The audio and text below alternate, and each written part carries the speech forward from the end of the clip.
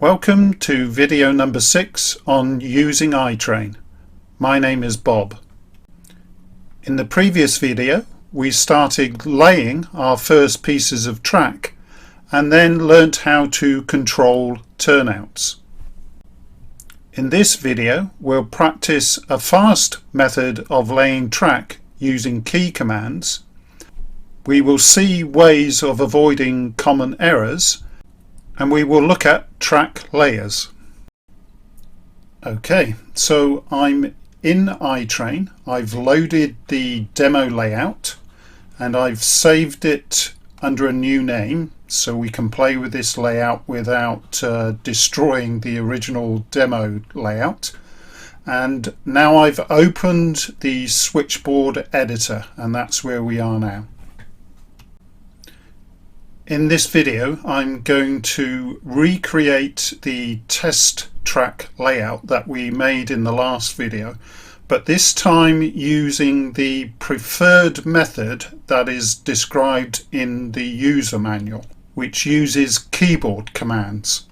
I will be using the control key or command key as a modifier, which will allow me to shift the focus from the switchboard to the toolbar on the right and back again without the need of using the mouse and clicking back and forth. To select areas of cells on the switchboard, I can either use the mouse with the click and drag as is normal, or I can use the Shift key as a modifier in combination with the 4 cursor keys. So I can press Shift, then the right cursor key and the down cursor key to select an area using key commands. This is a technique that's useful if you've got a laptop with a touchpad type mouse, or you just prefer to use keys rather than the mouse. So let's begin. I'll first draw the 3 sidings on the right hand side here. So I'm going to click and then drag the mouse over 3 rows, and then I'm going to press the control key and the up arrow to move up and select the straight track element up here. And then I'm using the left and right cursor keys to rotate to the direction I need, and then press the space bar.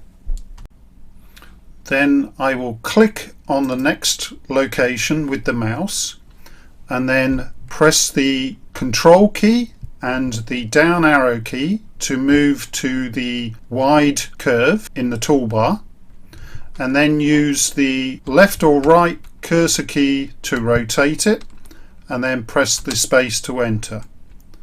Then I'll use the cursors to move to the next location, and then press and hold the control key, and now I'll move the cursor down to the right hand turnout, and then holding the control key still, I'll turn it with the left or right cursor key and then press the space bar to enter. And then I'll move down to the next location with the cursor keys, then press Control and the up arrow to move to the left hand turnout, and then holding the control and the right arrow I rotate it around and then press the space bar. Then I can move the cursor to the right, press the control key, move up to the straight track element, press the space bar, move it across, press the space bar, move it above, press the space bar. Next I will enter the buffers at the ends of the sidings here using the keyboard command Shift B. It's important to note that when using the keyboard commands to insert track elements, you must place them on existing track elements. For example, if I click on this empty cell here and press the Shift B, nothing happens. So you need to insert on existing track elements. So I'm going to select these 3 cells, and then I'm pressing Shift and the B key to enter them. And we can rotate them all using the Shift plus the R key to rotate them through 180 degrees. Now if you type Shift and R and you find that they don't rotate, just reselect the cells again and then repeat the Shift R. Next we will insert the feedback elements. So I'm going to click on all 3 again, and this time I just press the F key on its own, and then we can do something similar with the blocks. So I'll select all 3, and this time just pressing the B key on its own, and then the same for the direction arrows. I select it, and this time I press P for pointer, and it will insert the direction arrows. And that's it. To create the other sidings, I'm going to use the copy and paste method. So highlight the area you want to copy, then press Ctrl C to copy it, then move your cursor to where you want to place it, click on it, and then Ctrl V to paste it. And now we can use the Shift plus the R key to rotate the whole of the selection, and then I'm using the Control and the Shift button pressed together and then the cursor keys to move it to the location where I need it. So that is a very quick and efficient way of laying track elements. Now a word of caution about copying track elements. We've just created these blocks and feedbacks and turnouts, and we have not yet defined them. In other words, we haven't given them a name or a DCC address. So copying and pasting undefined objects creates no problem. However, as a general rule, avoid copying items that have already been defined, like the objects in the demo layout here. All the turnouts, all the blocks, all the feedbacks have names and DCC addresses associated with them, and they may have connections that interconnect them with other items in the layout. If you copy them and then paste them, you will be copying and pasting the same names and DCC addresses and any interconnections. And so iTrain will have 2 instances of the same object, and it won't be able to distinguish between those 2 objects, and you can get some complex logic problems, logic errors. So it's okay to copy undefined items. Try to avoid copying defined items. Having said that, it is allowable to copy items and then paste them on a new tab. So if you had a complex layout which you were splitting into different sections, you can copy the same items onto another tab. For example, if you wanted to show some overlap between the tabs. iTrain handles that situation differently, and it's able to distinguish between the objects because they're on different tabs. The next subject I'd like to talk about is layers. In iTrain, there are no specific elements for tunnels and bridges, because you can draw elements on top of each other. When you draw a new element over another element that is in the same direction, like this for example. If I highlight this area and then insert this straight piece of track on top of this piece of track which is in the same direction, all of these elements will be replaced. But if I draw the elements across the other elements, it will create a layer.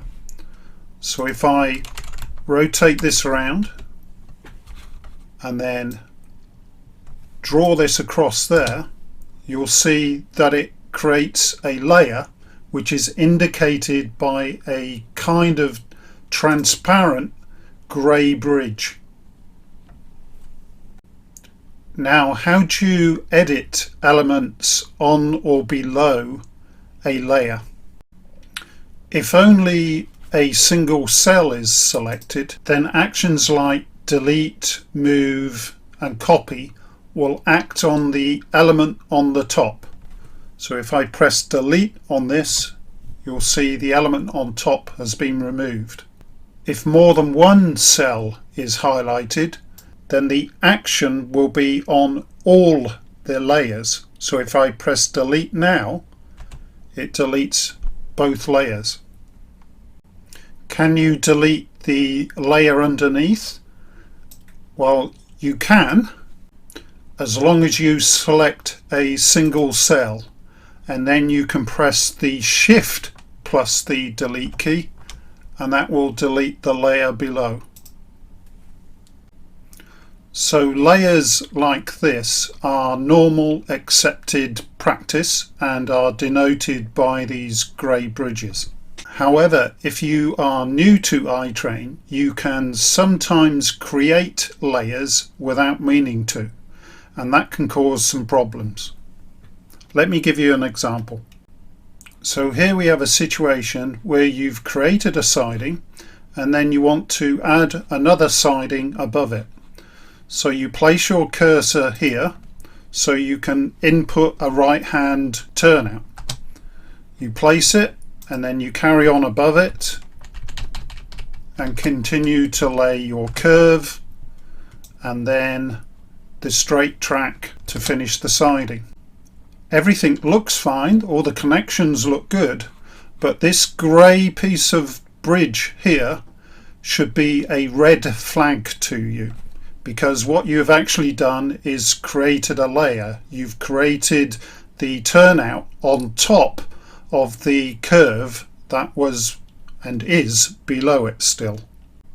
If I click on the cell here and then press the delete key, you will see that the curve is still underneath it, and this piece of track that's siding above it that you thought was connected actually isn't. So if you have any problems with trains not routing correctly, check to see if you've created any layers by mistake.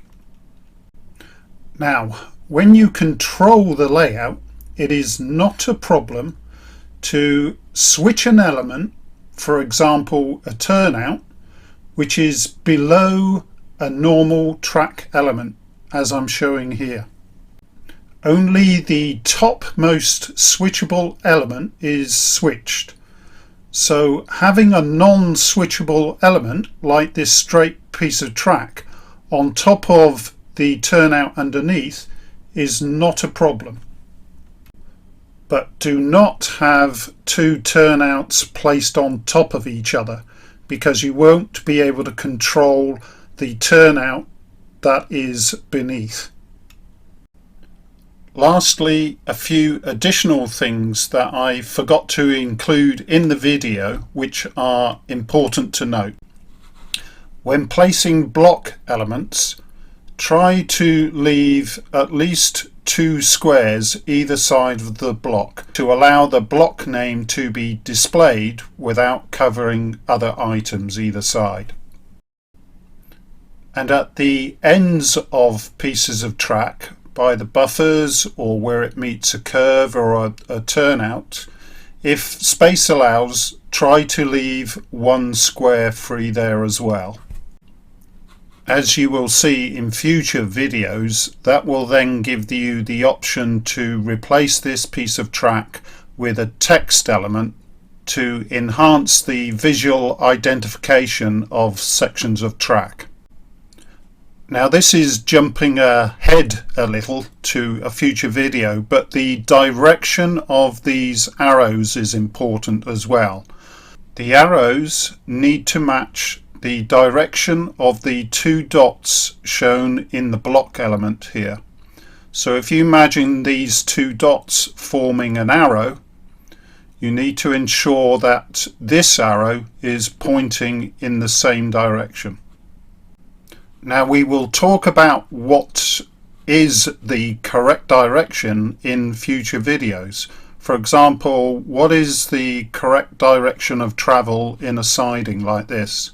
But for now, just ensure that the arrow is pointing in the same direction as the block element. Regarding layers, we talked about avoiding putting a turnout on top of another turnout. The same applies for the other track elements like the blocks and the feedbacks. Avoid putting these on top of each other also. And lastly, I should mention the undo command, or Control Z, or Control Z if you're American. This will allow you to undo a move. So if I move and then Control Z, it returns it. You can undo a cut with Control X and then Control Z, or you can undo a delete with Delete key and then Control Z again. Okay, we've covered a lot in this video about track elements, so I think we'll finish there. I hope you enjoyed that. See you in the next video.